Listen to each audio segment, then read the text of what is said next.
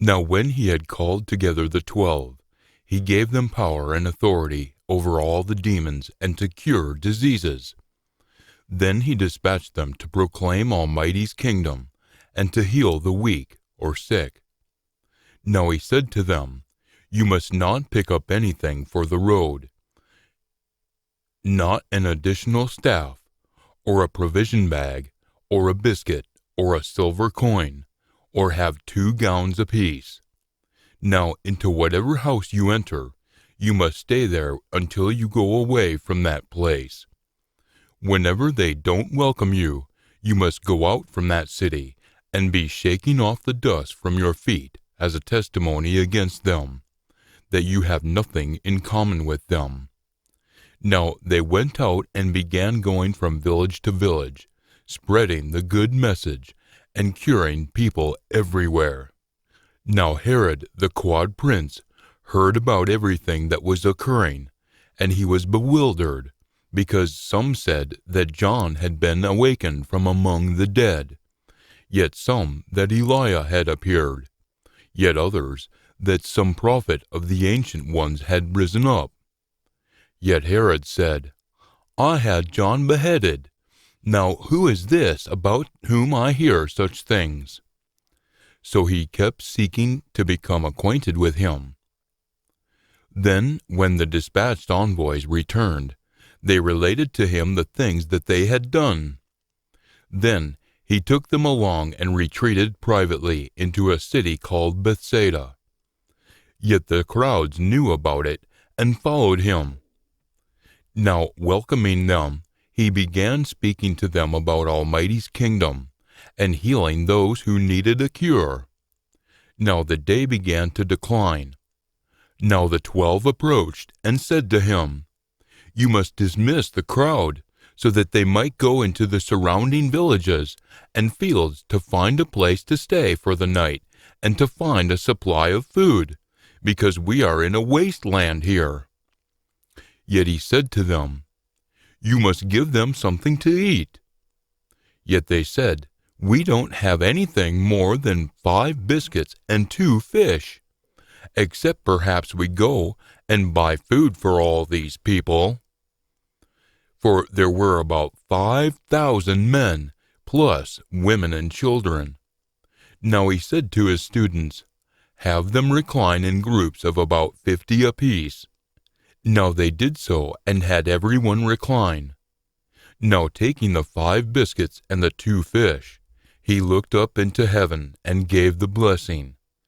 Then he broke them up, and kept giving them to the students to place before the crowd. They all ate, and were satisfied. Then 12 large baskets of their abundant fragments were picked up.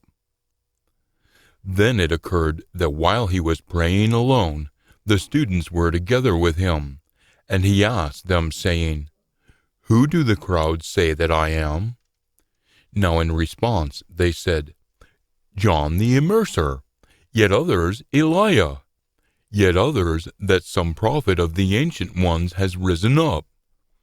Now he said to them, "Yet who do you say that I am?" Now in response Peter said, "The Anointed One of Almighty."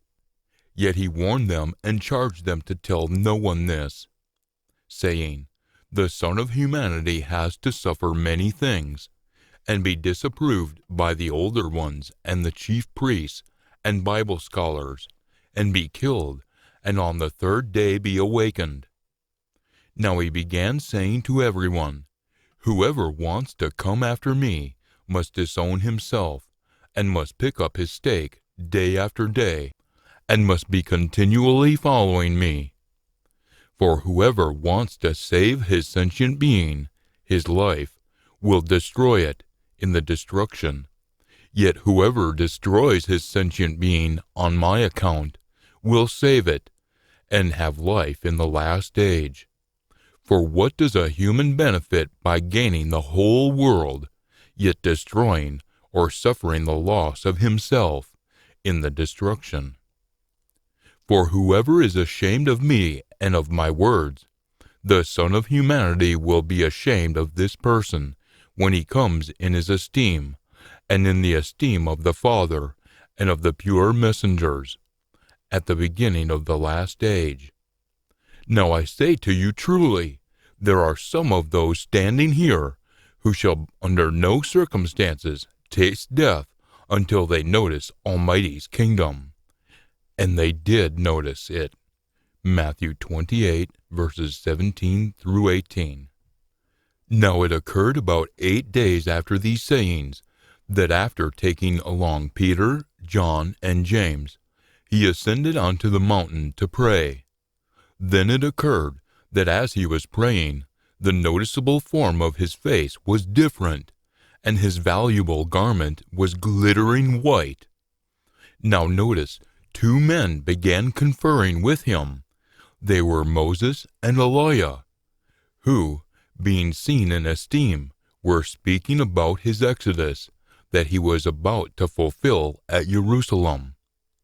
Now Peter and those with him had been burdened with sleep, yet when they became fully awake, they noticed his esteem, and the 2 men who were standing together with him. Then it occurred that as they, Moses and Eliah, were being separated from him, Peter said to Jesus, "Commander, it is ideal for us to be here. Now let's make 3 tents, one for you, one for Moses, and one for Eliah."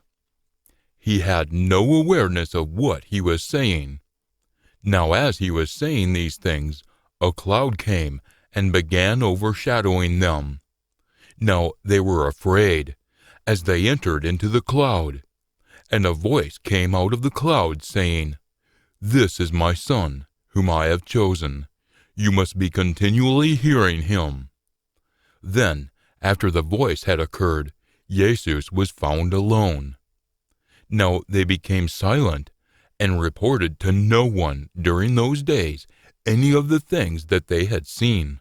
Now it occurred on the next day, that when they came down from the mountain, a great crowd met with him. Now notice, a man from the crowd cried out, saying, "Teacher, I petition you, you must look at my son, for he is the only one born to me."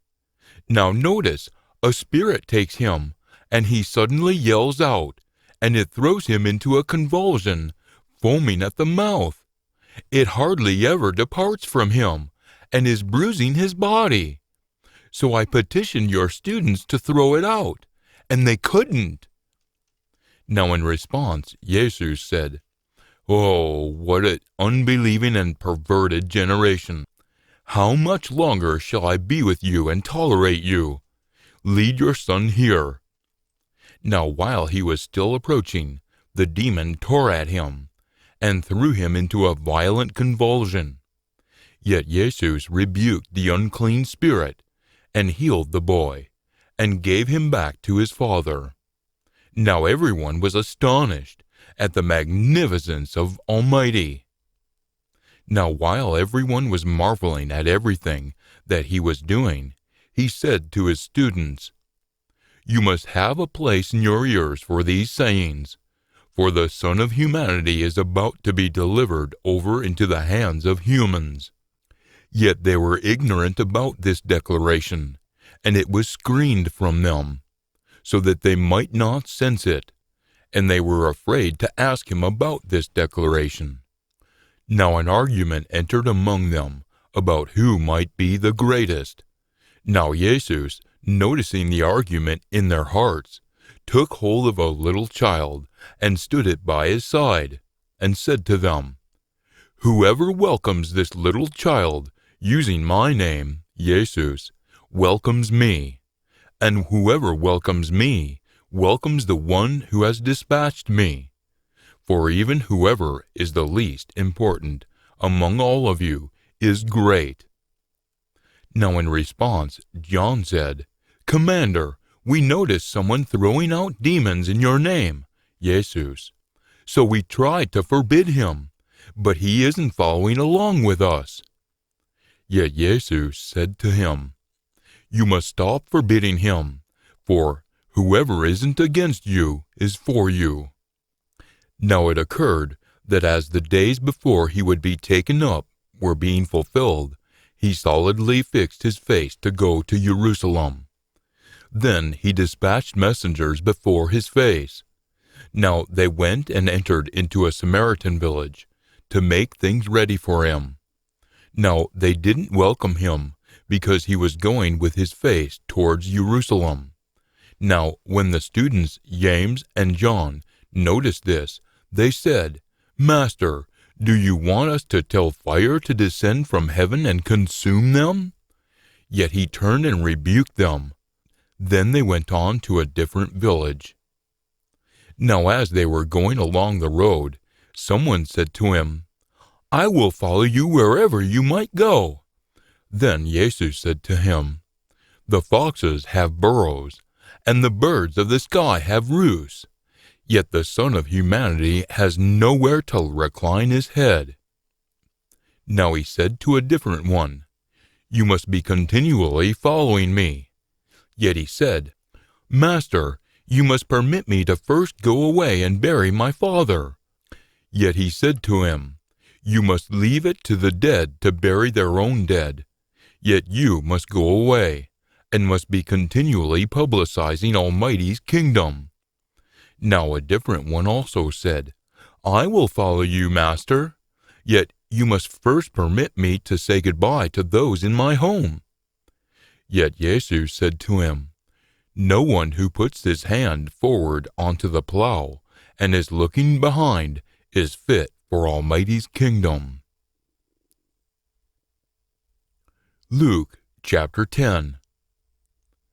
Now after these things the Master indicated 72 others also, and dispatched them by twos before his face into every city and place where he was about to go. Now he was saying to them, "The harvest on the one hand is large, yet on the other hand the workers are few.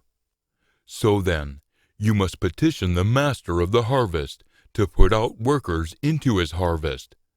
You must be going. Notice, I am dispatching you as lambs in the middle of wolves. You must be carrying no money bag, no provisions bag, no sandals, and you must greet no one along the way. Now into whatever house you enter, you must first be saying, 'May there be peace in this household.' Then, if a son of peace lives there, that is, if the head of the house is peaceful towards you, your peace will rest on them. Otherwise, it will definitely come back to you. Now you must be staying in the same house, and must be eating and drinking what they have, for the worker is worthy of his wages. You must not be proceeding from house to house. Then, into whatever city you enter, where they welcome you, you must be eating what is being placed before you, and must be curing the weak in it, and must be saying to them, 'Almighty's kingdom is already drawing near to you.' Now into whatever city you have entered, where they don't welcome you, you must come out into its squares and must say, 'Even the dust of your city that clings to our feet, we are wiping off before you,' to indicate that we have nothing in common with you. Moreover, you must know this, Almighty's kingdom is already drawing near. Now I say to you, it will be more tolerable for Sodom on that day, Judgment Day, than for that city. How terrible it is for you, Chorazin! How terrible it is for you, Bethsaida! For if the powerful works that had occurred in you had occurred in Tyre and Sidon, they would have changed their thoughts and feelings long ago, sitting in sackcloth and ashes. Moreover, it will be more tolerable for Tyre and Sidon at the judgment than for you. And you, Capernaum, his hometown, won't be elevated to heaven, will you? You will step down to the grave. Whoever is hearing you is hearing me, and whoever rejects you rejects me. Yet whoever rejects me rejects the one who has dispatched me." Now the 72 returned with joy, saying, Master, even the demons are subservient to us in your name, Jesus. Yet he said to them, I kept gazing at Satan, the adversary, falling out of the sky like lightning. Notice, I have given you authority to tread upon snakes and scorpions, and over the entire power of the enemy, and nothing shall injure you under any circumstances. However, you must stop rejoicing about this, that the spirits are subservient to you. Yet you must be continually rejoicing that your names have been permanently written in the heavens. At that very hour, by the power of the pure Spirit, he celebrated and said, I acclaim you, Father, Master of heaven and earth, because you concealed these things from those considered to have wisdom and understanding, and revealed them to youngsters. Yes, Father, because this is how it was a delight in front of you. All things were delivered over to me by my Father. No one knows who the Son is except the Father, and who the Father is except the Son, and anyone to whom the Son intends to reveal him. Then, when he turned to the students, he said privately, Happy are the eyes that are observing the things that you are observing. For I say to you, many prophets and kings wanted to notice what you are observing, and they didn't notice it, and to hear what you are hearing, and they didn't hear it. Now notice, a certain expert in biblical law rose up and put him to a test, saying, Teacher, after I do what thing will I inherit a share of life in the last age? Now he said to him, What is written in the law? How do you read it? Now in response he said, You must be continually loving the Master your Almighty with all your heart, and with all your sentient being, and with all your strength, and with all your mind. Deuteronomy 6, verses 4 through 5. And your neighbor as yourself. Leviticus 19, verse 18. Now he said to him, You have responded correctly. You must be continually doing this, and you will live. Yet as he wanted to justify himself, he said to Jesus, So, who is my neighbor? Jesus took this up and said, A certain human was descending from Jerusalem to Jericho, and he fell among robbers. After they had stripped him as well as pounded upon him, they went away, leaving him half dead. Now, by coincidence, a certain priest was descending on that road, and when he noticed him, he passed by on the other side. Now likewise, when a Levite also came to the place and noticed him, he passed by on the other side. Now a certain Samaritan, who was on his way, came upon him, and when he noticed him, he felt compassion for him. So after he came up to him, he bandaged up his wounds as he poured olive oil and wine on them, a soothing, cleansing remedy. Now after mounting him on his own mount, or horse, he led him to an inn and took care of him.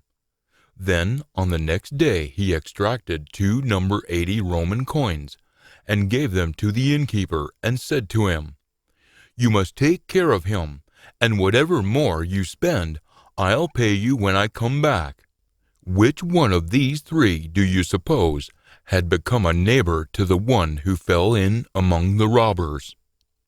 Now he said, The one who did the merciful thing for him.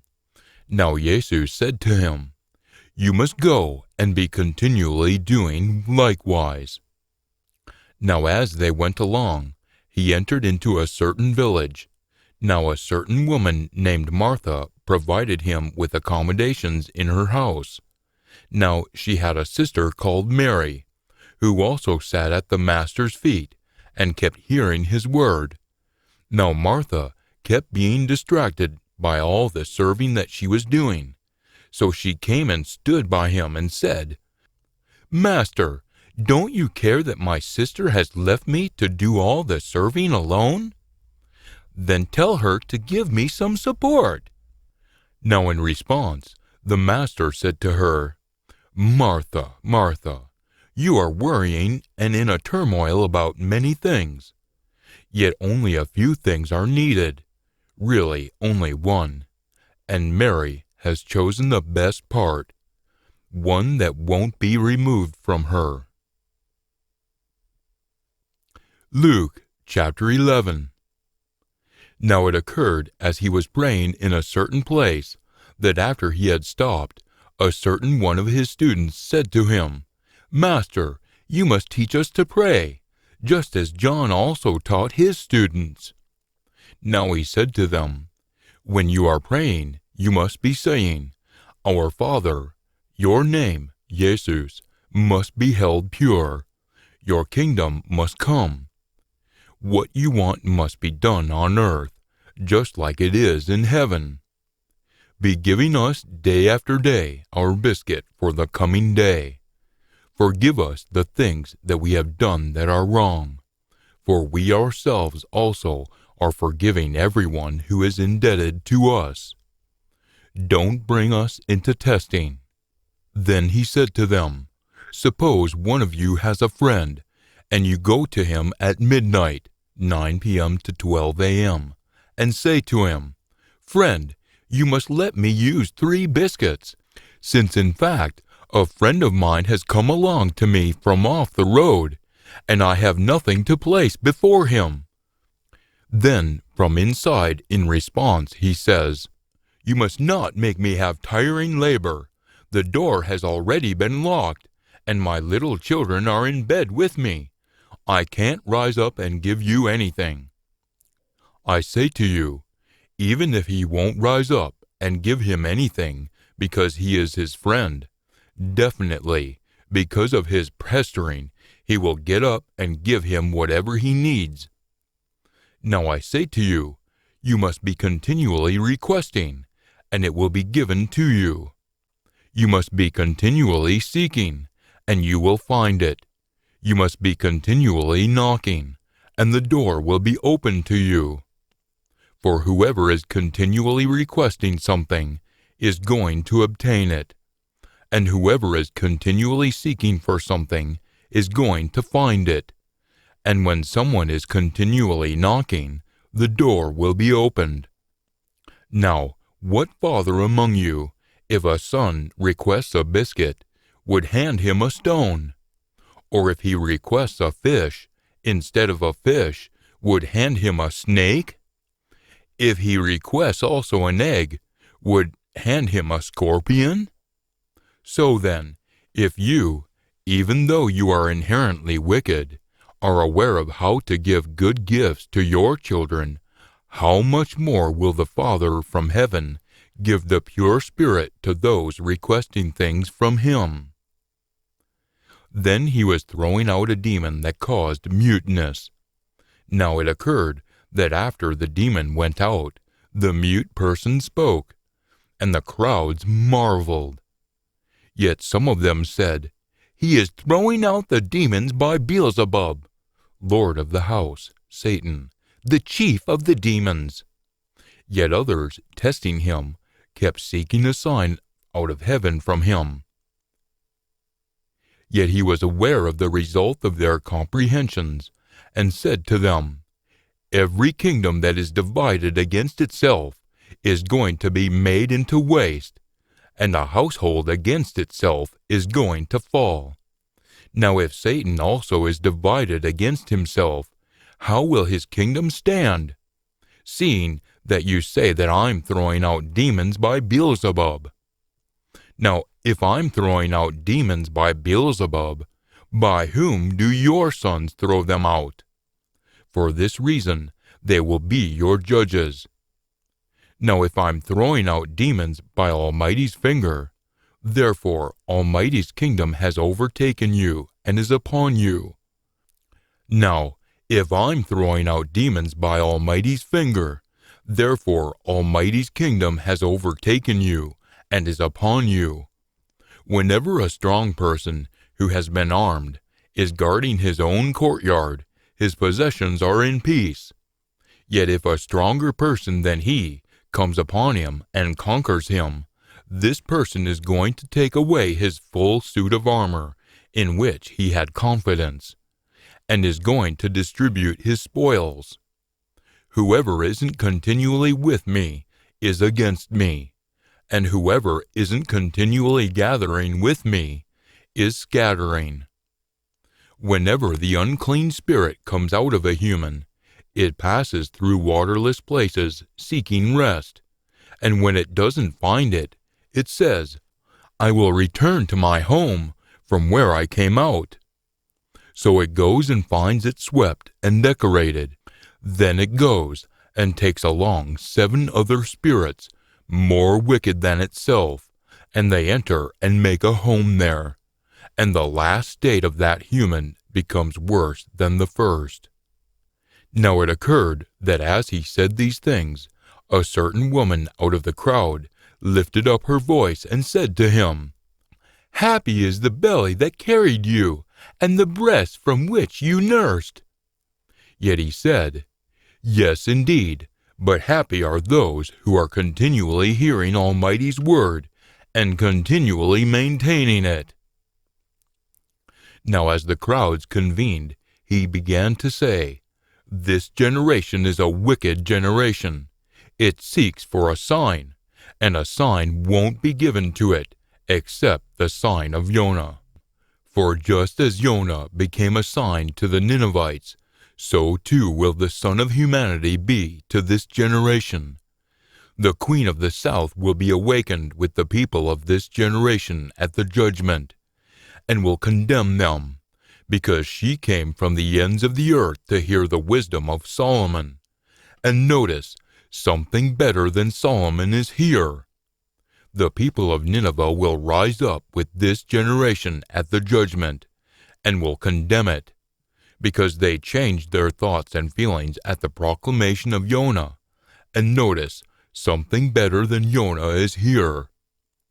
No one, after lighting a lamp, places it in hiding, or under a peck-sized container, but on a lampstand, so that those who enter can observe the light.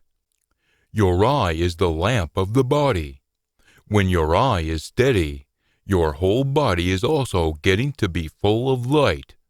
Yet if it is wicked or sick, your body is also going to be dark. So then, you must be continually keeping a careful eye out that the light in you isn't darkness. So then, if your whole body is full of light, with no dark part, all of it will be full of light, like when a lamp puts light on you with its flashing. Now when he had spoken, a Pharisee asked him to have lunch with him. Now after he had entered, he leaned back at the table. Now when the Pharisee noticed this, he marveled that he hadn't first immersed his hands before the lunch. Yet the master said to him, "Now you Pharisees clean the outside of the cup and the platter, yet your insides are loaded with the taking of things by force, and with wickedness. You unintelligent ones, didn't the one who made the outside also make the inside? However, give the things that are inside as merciful donations. Then notice, everything is going to be clean for you. But how terrible it is for you, Pharisees, because you are taking 1/10 from the mint and rue and all kinds of vegetables, and are passing over judgment and love for Almighty. Now it was binding on you to do these things, and not to pass over the others. How terrible it is for you, Pharisees, because you love the best seat in the assemblies, and greetings in the marketplaces. How terrible it is for you, because you are like the obscure tombs, and the humans who walk upon them aren't aware of it."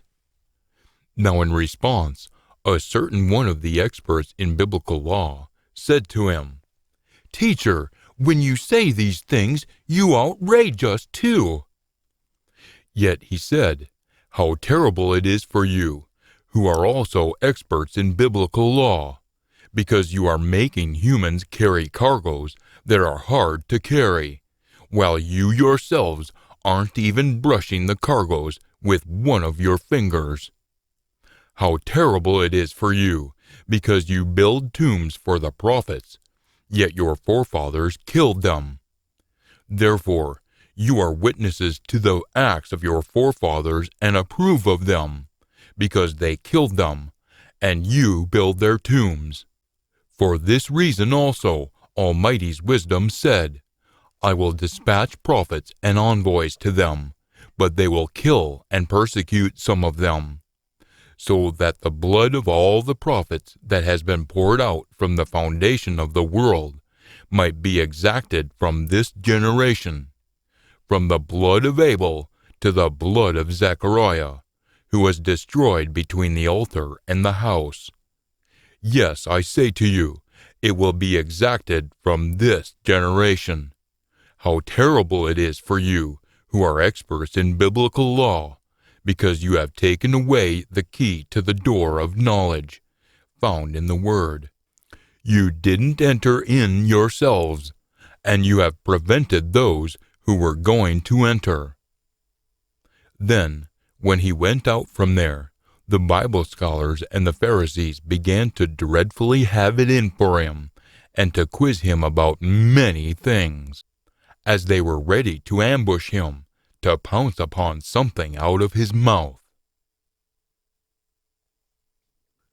Luke chapter 12.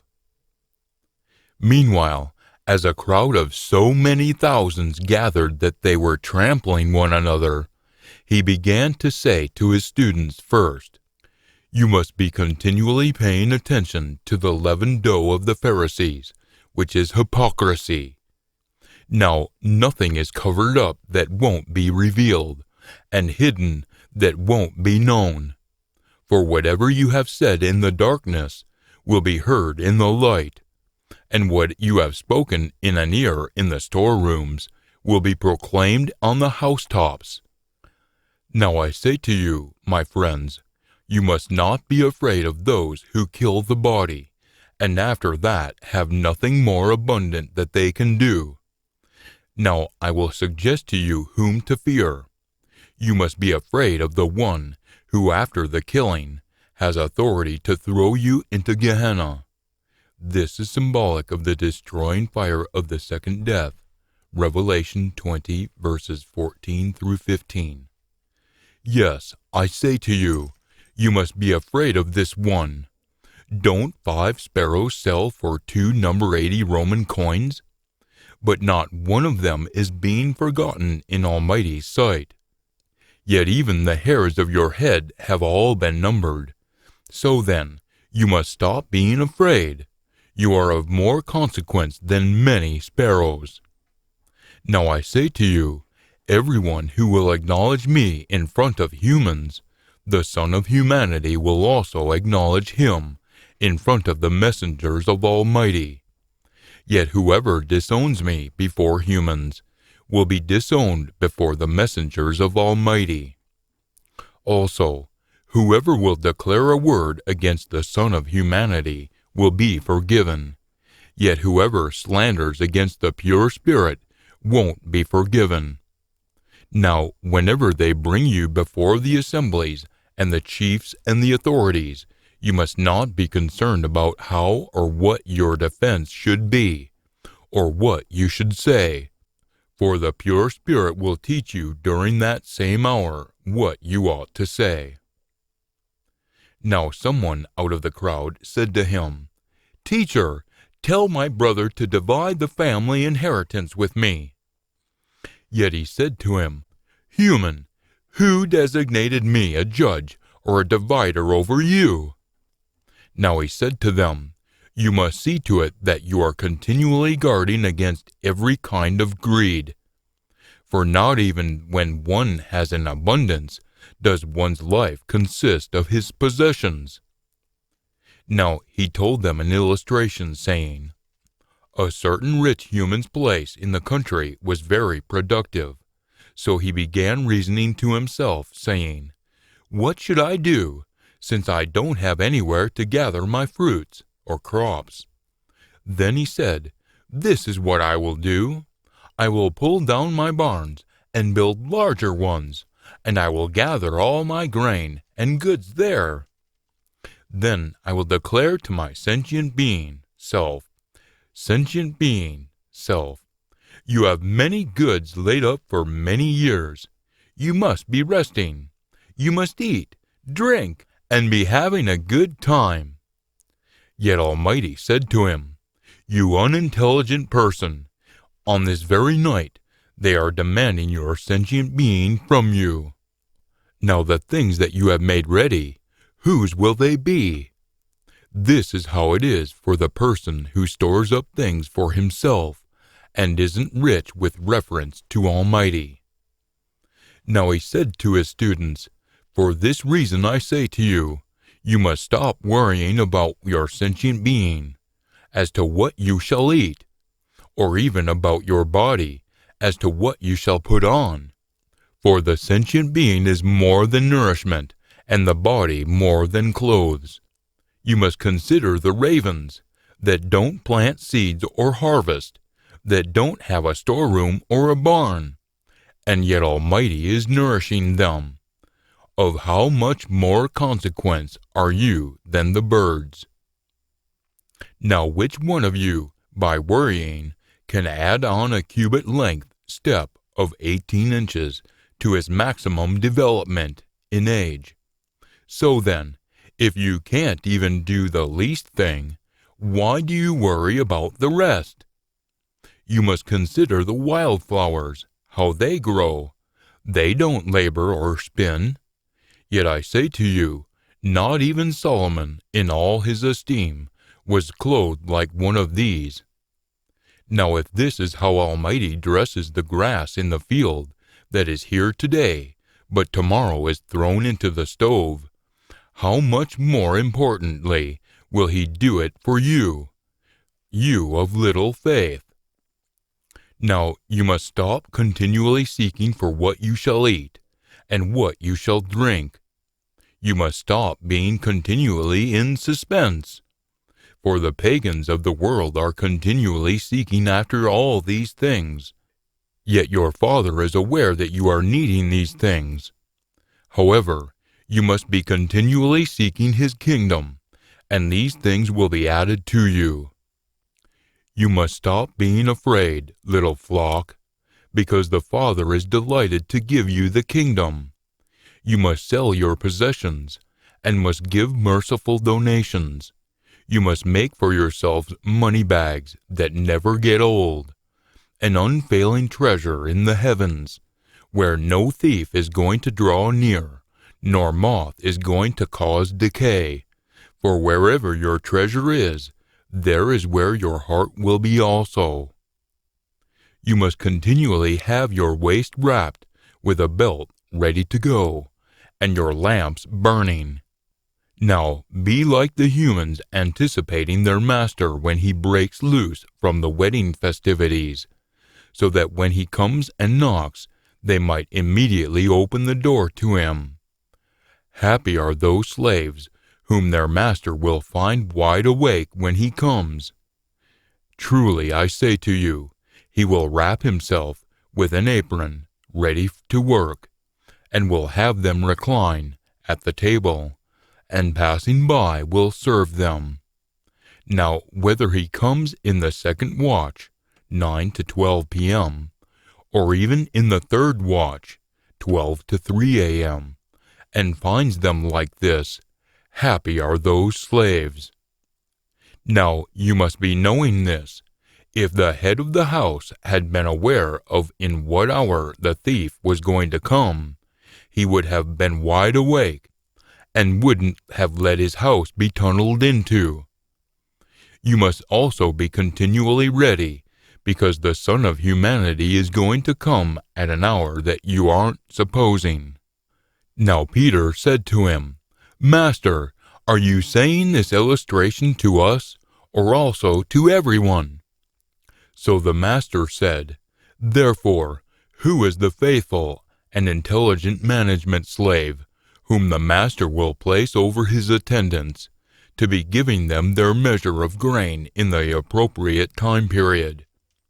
Happy is that slave whom his master will find doing like this when he comes. Truly I say to you, he will place him over all his possessions. Yet if that slave says in his heart, My master is delaying his coming, and begins both to beat the servant boys and the servant girls, and to eat and drink and get drunk, the master of that slave will arrive on a day when he doesn't expect him, and at an hour that he doesn't know, and will cut him to pieces, and appoint a place for him with the unfaithful. Now that slave who knew what his master wanted, and didn't make things ready or even do anything with a view towards what he wanted, will receive many lashes. Yet the one who didn't know it, and yet did things that deserve blows, will receive a few lashes. Now, when someone has been given much, much will be sought from him. And when they have committed much to someone, they will request abundantly more from him. I have come to throw fire upon the earth, and what do I want? That it was already ignited. Yet I have to be immersed in an immersion, and how I am being pressed until it is done completely. Do you have the impression that I came along to grant peace to the earth? No, I say to you, but rather division. For from now on there will be 5 in one home who are divided, 3 against 2, and 2 against 3. They will be divided, father against son, and son against father, mother against daughter, and daughter against mother, mother-in-law against daughter-in-law, and daughter-in-law against mother-in-law.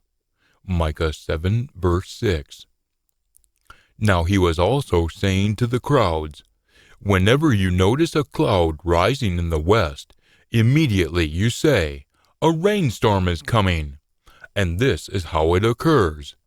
Then, whenever it blows from the south, you say, There will be a scorching heat, and it occurs.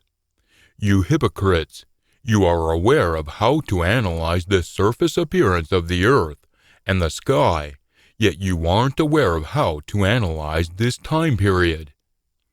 Now, why don't you, even on your own, judge what is just and right? For while you are going away to a chief with the person bringing suit against you, you must take action on the way to be liberated by him, so that he shall at no time drag you to the judge, and the judge will deliver you over to the sheriff, such that the sheriff will throw you into jail. I say to you, by no means shall you come out of that place until you have paid even the last number 1 Jewish coin. Luke chapter 13. Now on the same occasion there were some present who reported to him about the Galileans, whose blood Pilate mixed with their sacrifices. Then, in response, Jesus said to them, Do you have the impression that these Galileans had become greater wrongdoers than all the other Galileans, because they suffered such things? I say to you, no. But unless you change your thoughts and feelings, you will all be likewise destroyed. Or take those 18 on whom the tower in Siloam fell and killed them. Do you have the impression that they had become greater debtors than all the other humans making a home in Jerusalem? I say to you, no. But unless you change your thoughts and feelings, you will all be destroyed in the same manner. Now he began telling this illustration. A certain person had a fig tree that had been planted in his vineyard, and he came seeking fruit on it, and didn't find any. Now he said to the vineyard worker, Notice, for 3 years I have come seeking fruit on this fig tree without finding any. Chop it down. Why should it make the land unproductive too? Yet in response he said to him, Master, you must leave it this year too, until I dig and throw manure around it. Then perhaps it might produce fruit in the year that is going to come. Otherwise, definitely, chop it down. Now he was teaching in one of the assemblies on the Sabbath day, Saturday. Now notice, there was a woman who for 18 years had had a weakness caused by a spirit, and she was bent over, and was utterly unable to straighten up. Now when Jesus noticed her, he shouted and said to her, Woman, you have been released from your weakness. Then he placed his hands on her, and instantly she was made erect again, and began esteeming Almighty. Now in response, the assembly chief, who resented that Jesus cured on the Sabbath day, began saying to the crowd, There are 6 days on which work ought to be done. So then, come on them to be cured, and not on the Sabbath day. Yet the master responded to him and said, You hypocrites! Doesn't each of you on the Sabbath day release his ox or donkey from the manger, and lead it away to give it a drink? Now, this woman, who is a daughter of Abraham, whom Satan, the adversary, has kept bound for, notice, 18 years, ought not she be released from this restraint on the Sabbath day? Now as he said these things, all those opposing him were put to shame, and the entire crowd began rejoicing at all the esteemed things being done by him. Then he was saying, What is Almighty's kingdom like? And to what shall I compare it? It is like a mustard kernel that a human took and threw into his garden, and it grew and became a tree, and the birds of the sky roosted among its branches. Now again he said, To what shall I compare Almighty's kingdom? It is like leavened dough, which a woman took and hid in 3 pecks of meal, coarse flour, until the whole thing became leavened. Then he was going through city after city and village after village, teaching and continually making advancement towards Jerusalem. Now someone said to him, Master, are there just a few who are going to be saved from destruction? Now he said to them, You must be continually struggling to enter through the narrow door, because many, I say to you, will seek to enter and won't be strong enough. From the time when the head of the house gets up and locks the door, and you begin to stand outside and continually knock on the door, saying, Master, open up for us. Then, in response, he will declare to you, I'm not acquainted with you. Where are you from? Then you will begin to say, We ate and drank in your sight, and you taught in our town squares. Then he will declare, I say to you, I'm not acquainted with you. Where are you from? You must withdraw from me, all you workers of injustice. Then is when there will be weeping, and the grinding of teeth, whenever you see Abraham, Isaac, Jacob, and all the prophets in Almighty's kingdom, yet you are being thrown outside, to be destroyed in the destruction. Now they will arrive from the east and west, and from the north and south, and will recline at the table in Almighty's kingdom. Now notice, there are ones who are last, who will be first, and there are ones who are first, who will be last. In the same hour some Pharisees approached, saying to him, You must come out and be going from this place, because Herod wants to kill you. Then he said to them, You must go and say to this fox, Notice, I'm going to throw out demons, and perform healings today and tomorrow, and on the third day I'm going to complete these things. However, I have to keep going today and tomorrow and on the coming day, because it isn't admissible for a prophet to be destroyed outside of Jerusalem. Jerusalem, Jerusalem, you who are killing the prophets and stoning those who have been dispatched to you. How many times have I wanted to gather your children, in the manner that a hen does her brood under her wings, and you, the children, wouldn't do it. Notice, your house, the temple, is going to be left to you. Almighty is deserting it. Yet I say to you, you shall by no means notice me until the time when you say, the one who has been blessed, the one who comes in the Master's name, Jesus. Musical Composition 118, verse 26. Luke chapter 14. Now it occurred on a Sabbath day, Saturday, that when he went to the house of a certain one of the chief Pharisees to eat a biscuit, they were keeping close notice of him. Now notice, in front of him was a certain human who was swollen with fluids.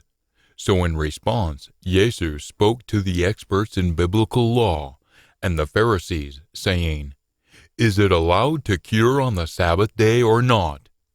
Now they were quiet. So after he took hold of him, he healed him and dismissed him.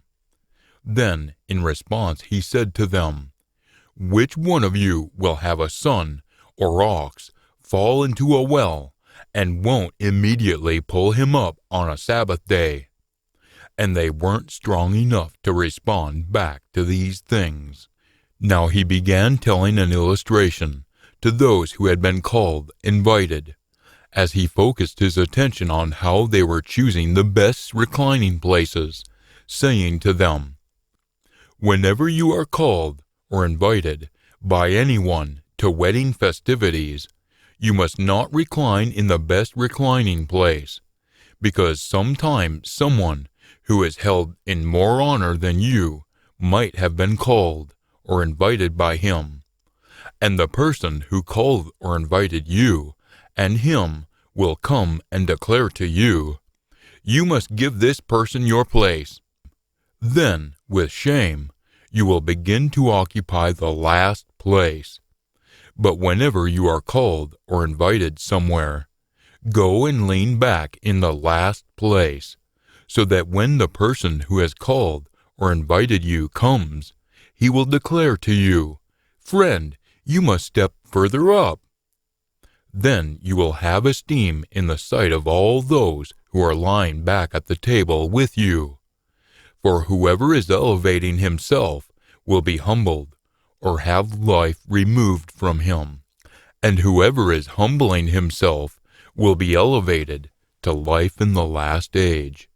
Yet he was also saying to the person who had called him, invited him, "Whenever you put on a luncheon or a supper, you must stop continually summoning your friends or your brothers or your relatives or your rich neighbors, because at some time they might also call or invite you in return, and then your repayment shall occur.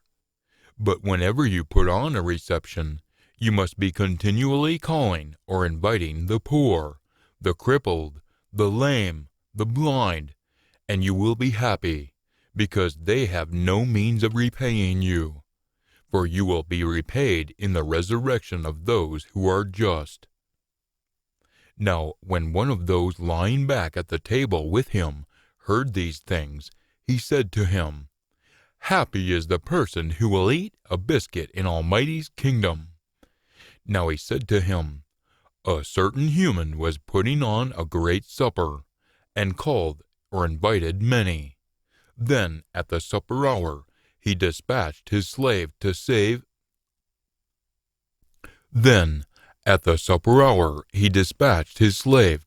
to those who had been called or invited, 'You must come, for it is already ready.' But they all unanimously began to make excuses. The first person said to him, "I have bought a field, and I have felt the necessity of going out to see it. I ask you to have me excused." Then another person said, "I have bought 5 yoke of oxen, and I'm going to prove them. I ask you to have me excused." Then another person said, "I have just gotten married to a woman, and for this reason I can't come."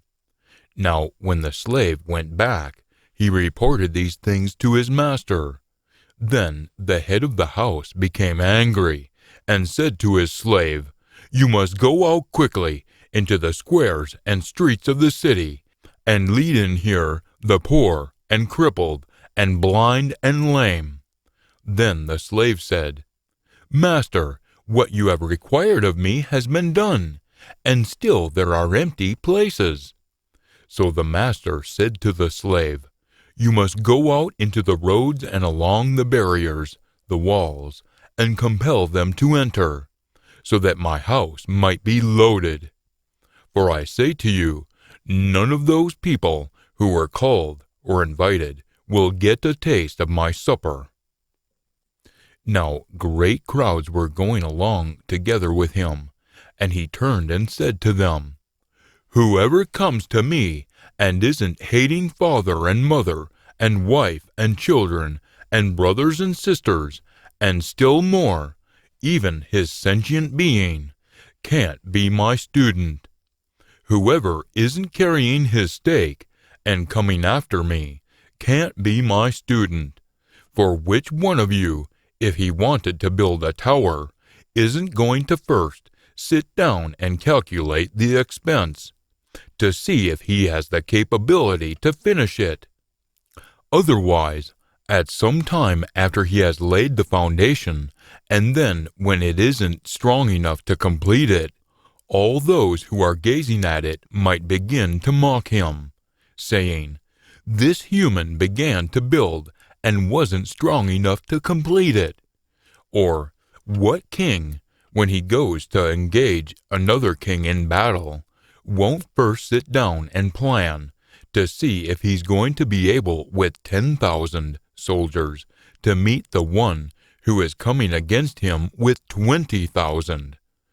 Otherwise, while he is still at a distance, he will definitely dispatch a delegation to ask for his terms for peace. So then, every one of you who isn't saying goodbye to all of his possessions can't be my student. Salt is ideal for flavoring and preserving, yet if even the salt becomes tasteless, how will it become seasoned? It isn't fit either for the land or for the manure pile, so they throw it outside on the road. Whoever has ears to hear must be continually hearing." Luke chapter 15. Now all the tribute or tax collectors and wrongdoers were drawing near him to hear him. Then both the Pharisees and the Bible scholars began grumbling openly, saying, "This person is welcoming wrongdoers and eating with them." Now he told this illustration to them, saying, "What human among you, if he had 100 sheep and had lost one of them, isn't going to leave the 99 in the wasteland and go after the lost one until he finds it?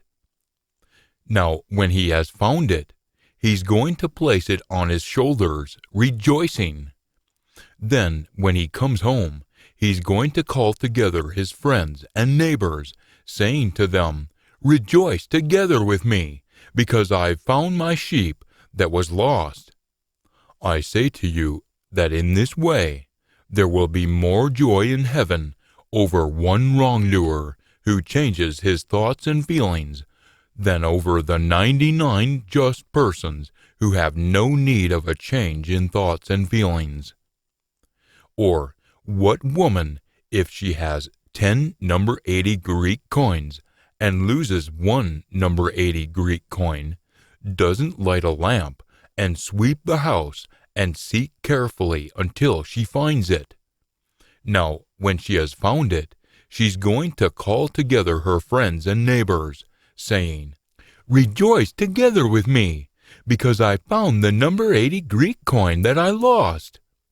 I say to you, this is how joy is going to occur in the sight of Almighty's messengers over one wrongdoer who changes his thoughts and feelings.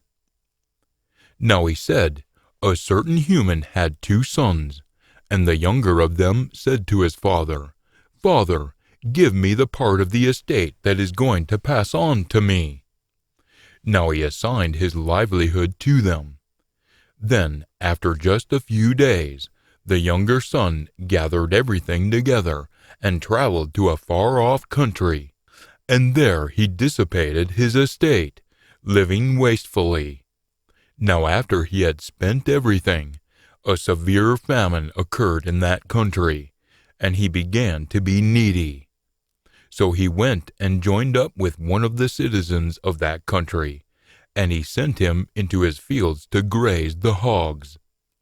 Now he began desiring to be satisfied with the little carob pods that the hogs were eating, and no one was giving anything to him. Yet when he came to his senses, he affirmed, "How many of my father's hired hands have an abundance of biscuits, yet I'm being destroyed here in this famine. I will rise up and go to my father and declare to him, 'Father, I have done things that are wrong against heaven and in your sight. I'm no longer worthy to be called your son. Make me one of your hired hands.' So he rose up and went to his father. Now while he was still far away, his father noticed him and felt compassion for him. So he ran and hugged his neck and fondly kissed him. Now the son said to him, 'Father, I have done things that are wrong against heaven and in your sight. I'm no longer worthy to be called your son. Make me one of your hired hands.' Yet the father said to his slaves, 'Quick, bring out the best long robe and put it on him, and give him a ring for his hand and sandals for his feet. Then bring the grain-fed calf and sacrifice it. Then let's eat and have a good time. For this son of mine was dead and was revived. He was lost and was found.' Now they began to have a good time. Now his older son was in the field, and as he came in and drew near the house, he heard music and a band of dancers and singers. So he called one of the servant boys to him and began quizzing him about what these things might mean. Now he said to him, 'Your brother has arrived, and your father has sacrificed the grain-fed calf, because he has gotten him back healthy.' Now he was angry and wasn't willing to enter. Yet his father went out and began encouraging him. Yet in response he said to his father, 'Notice, for so many years I have been slaving for you, and I have never gone against a direction of yours. And yet you have never even given me a goat kid, so that I might have a good time with my friends. Yet when this son of yours came, who has devoured your livelihood with women who have non-marital sexual intercourse, you sacrificed the grain-fed calf for him.' Yet he said to him, 'Child, you have always been with me, and everything that is mine is yours. Yet we have to have a good time and rejoice, because this brother of yours was dead, and has begun to live again. He was lost, and was found.'" Luke chapter 16. Now he was also saying to his students, "There was a certain rich human who had a management slave, and this person, the slave, was accused by an adversary before the rich person of dissipating his possessions. So he summoned him and said to him, 'What is this I hear about you? you must give an account of your management, for you can no longer be the management slave." Now the management slave said to himself, "What shall I do, since my master is removing the management from me? I'm not strong enough to dig. I'm ashamed to beg. I know what I'll do, so that when I'm removed from the management, they shall welcome me into their homes." So after he had called each one of his master's debtors with interest-bearing debts, he began saying to the first, "How much do you owe my master?" Now he said, 100 barrels, or 800 gallons of olive oil, which would have a very high interest rate. Now he said to him, "Take your bill and sit down quickly, and write 50, 400 gallons. Then after that, he said to another, "Now you, how much do you owe?" Now he said, 100 loads, or 1,000 bushels of grain, which would have a much lower interest rate. He said to him, "Take your bill and write 80, 800 bushels. Now his master praised the unjust management slave, because he had done intelligently. For the sons of this age are more intelligent in their own generation than the sons of light. So I say to you, you must make friends for yourselves by means of the unjust monetary wealth, so that when it fails, they shall welcome you into the tents of the last age. Whoever is faithful in a small thing is also going to be faithful in a large thing, and whoever is unjust in a small thing is also going to be unjust in a large thing. So then, if you didn't become faithful in the use of unjust monetary wealth, who will entrust the true wealth to you? Now, if you didn't become faithful in the use of something that belongs to another, who will give you something for yourselves? No house slave can be slaving for two masters, for either he will hate one and love the other, or will uphold one and despise the other. You can't be slaving for Almighty and monetary wealth. Now the Pharisees, who were inherently fond of money, heard all these things, and they openly began turning up their noses in contempt for him. So he said to them, "You are the ones who are justifying yourselves in the sight of humans, yet Almighty knows your hearts. For the thing that is high among humans is an abhorrent thing in the sight of Almighty. The law and the prophets continued until John. From that time on, the good message about Almighty's kingdom is being spread, and everyone is forcing his way into it. Yet it is easier for heaven and earth to pass away than for one serif, the smallest part of an alphabetic letter, of the law to fall. Whoever dismisses his wife and marries another is having extramarital sexual intercourse, and whoever marries the one who has been dismissed from her husband is having extramarital sexual intercourse."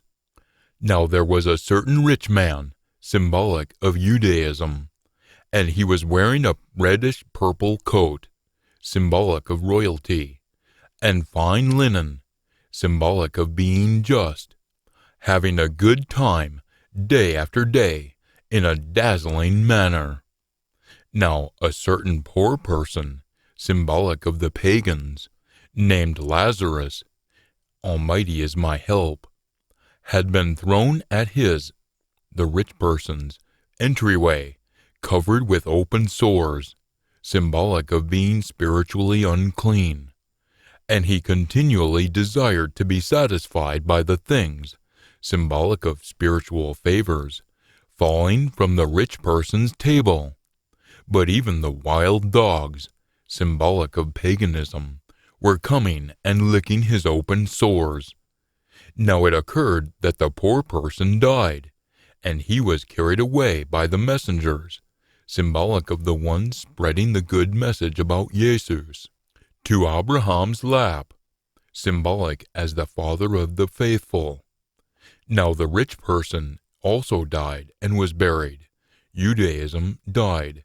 The law was no longer in power. Then, in the grave, he lifted up his eyes, while existing in tortures. The Jews no longer had spiritual favors over the pagans. Rather, the Christians had the pure spirit, and saw Abraham a distance away, and Lazarus on his lap. So he shouted out and said, "Father Abraham, have mercy on me, and send Lazarus to dip the tip of his finger in water and cool off my tongue, because I am in pain in this flame." Yet Abraham said, "Child, you must remember that you got your good things during your life, the time period of the law of Moses. And in the same way Lazarus got bad things. Yet it is a fact that he is being encouraged here, by the encourager, the pure spirit. Yet you are in pain, because Judaism had been deserted, since they deserted Almighty. Now in all these things there has been solidly established a great canyon between us and you, between faith in Jesus and Judaism, so that those who want to cross over from here to you can't do so, nor can those there even go across to our side to us. Judaism didn't dissolve into Christianity, but was destroyed by the Romans in 70 A.D. Yet he said, "I ask you then, Father, to send him to my father's house, for I have 5 brothers, the other 10 tribes of Israel, so that he might give testimony to them, so that they won't also come to this place of torture." Yet Abraham says, "They have Moses and the prophets. They must hear them." Yet he said, "No, Father Abraham, but if someone goes to them from the dead, as Jesus went to the Jews, they will change their thoughts and feelings." Yet he said to them, "If they aren't hearing Moses and the prophets, neither will they be persuaded if someone rises up from among the dead."